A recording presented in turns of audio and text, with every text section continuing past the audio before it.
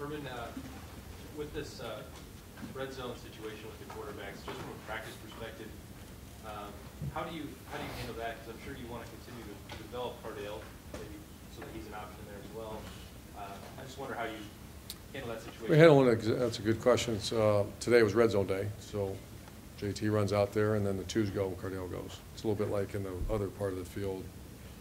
Cardale goes, JT goes. So it's really not much different than what you normally do. Your two doesn't get quite as many reps, so you go 6-4, 6-4 type thing. Does that make sense? Yeah. What are things that you can do to get a quarterback who's maybe not playing as well in that area of the field to take another step? Are there additional ways to rep that to help?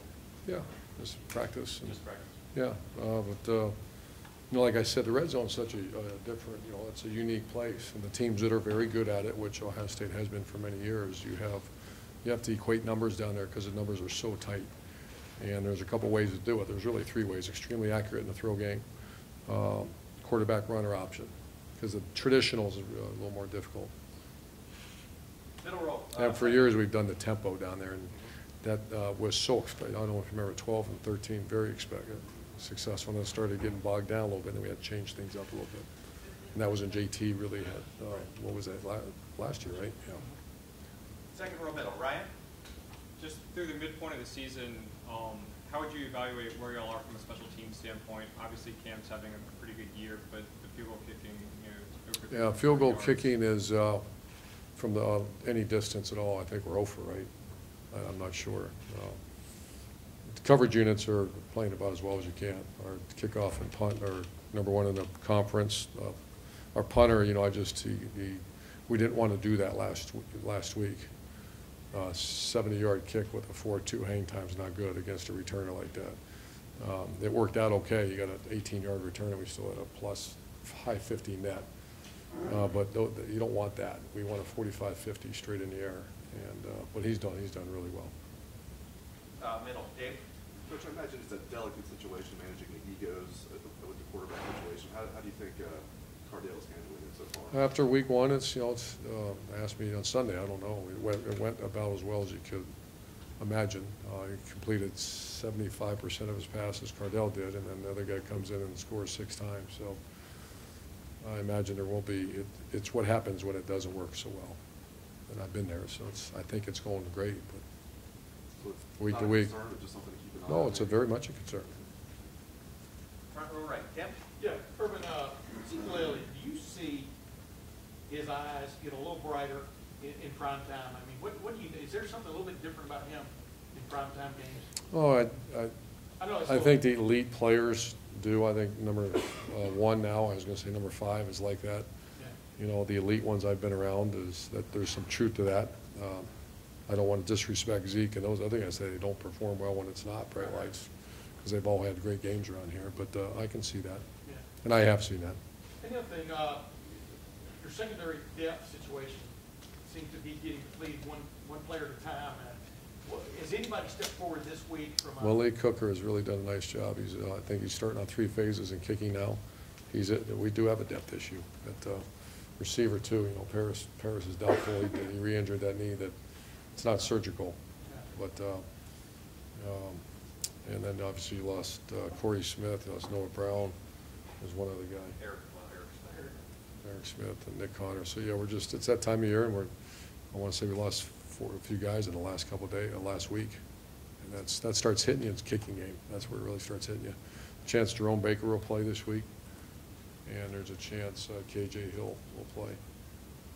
Harris definitely out this week. Yeah. Third row left, Tim. Urban, kind of going off of Tim's question about the secondary, how do you kind of go about addressing maybe some of the walk-on players who might have to come in and start playing on special teams, or maybe even on defense as a backup? Walk-on players? Yeah, like Jared Barnes that is now. Just repping him. He's been getting some reps. I'm glad he's here. Trying to think who else. I think that's it in the secondary, but he's certainly getting prepared to go play if we need him. And are you going to have to look to more guys like that on special teams too, with Corey and Eric out? I just said Jerome Baker will play. I plan on starting him on kickoff, and then KJ Hill's another one that's close. Front row right, Bill. The Big Ten East is looking like a powerhouse that a lot of people thought it would be. What I think they're really tough. I've seen the other teams on tape, and I think it's really tough. You know, I don't. People have asked me about comparing them to the other. It's been a while since I've been in another conference, but this is as tough as I can remember. Is this side right now. You mentioned you're not happy with the field goal situation. Is there a chance that Sean Norberg will get it? Chance. This week, Jack is still the kicker, but it's an every week competition. Far left, Doug. When you've talked about how you think Eli and Garyana played well this year, with Hackenberg, and I think Hamilton had double-digit catches against you guys last year. This passing game for Penn State, is this the best you've seen? Oh, certainly it is. Yeah. How do you think those guys will rise to the occasion? Well, it's much more than just the corners. When you say pass game, you're talking about safeties, pass rush, and corners. Obviously, that's primarily what they do. But I think those two are strength to what we do. But they're a get it out fast team. So when you say get it out fast, a lot of times that's the Darren Lees, the linebackers, and because it's a lot of the underneath. Also, they throw a lot of screens. And that's D-line retracing the linebacker. So it's not just the corners. I think the corners are ready to go play a good game.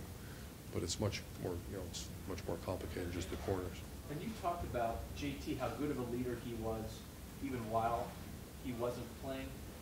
If he has this role now, can he do that?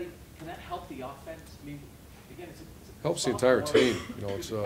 He's a very unique guy as far as you guys have got to meet him, and he's a better leader today than he was a week ago, and he's one of the best I've ever been around a week ago. So the answer is real obvious, Doug, on that. Once you're playing and instrumental in a victory, it's much easier to lead, and we saw that last week. And final couple questions. Ari, to the left. Coach, you mentioned KJ Hill might play. I know last week Torrance Gibson was somebody who got brought up. He had an injury that he was working through and stuff, but I think he initially made the move to receiver because he thought that would be his quickest path to the field. Can you just talk about his development? Yeah, it's still coming. He's a typical freshman. It's one of these deals. He'll come out and practice well and play well, and then other times he won't. The injury set him back, obviously, but he's a guy that will continue to watch. Is he somebody that you think are in your mind now, kind of in the same way that Braxton moved, he's a permanent guy at receiver, or is the future for him maybe? Oh, I think that we have not really had that conversation. I still think behind center is going to be very intriguing. I have not got to work with him because that was pretty quick. We moved, but those are all more spring conversations as we get going. And last question, Clay. Love night games. What do you expect on Saturday night? Oh, we'd love night games, and obviously the new unis, the crowd. I think I just hear our players talk about it, and the worst thing is just hanging around the hotel all day. But the best thing is that atmosphere is going to be. I got my first taste of it against I want to say Nebraska. My first year. Was that a night game? Yeah, that was. I remember walking out in that stadium, and so anxious to see it. Thanks, guys. Great. Thank you.